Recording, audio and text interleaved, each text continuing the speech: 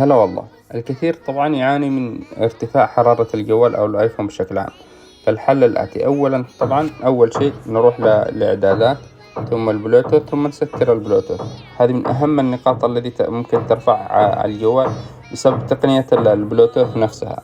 طيب راح ندخل على أيضا عام، وندخل على تحديث التطبيقات في الخلفية، وراح هذه طبعا إذا هي مشغلة راح نخليها إيش متوقفة. أوكي، تحديث التطبيقات في الخلفية مهم جدا تظل. طيب في عندنا أيضا راح نروح على الموقع وراح نحدد الأشياء طبعا اللي مثل هنا راح نخليه أثناء استخدام التطبيق خدمات الموقع أثناء الاستخدام فقط. أيضا هذه أثناء الاستخدام، بحيث إنه إيش نخفف يعني شغل المعالج للجهاز، وهو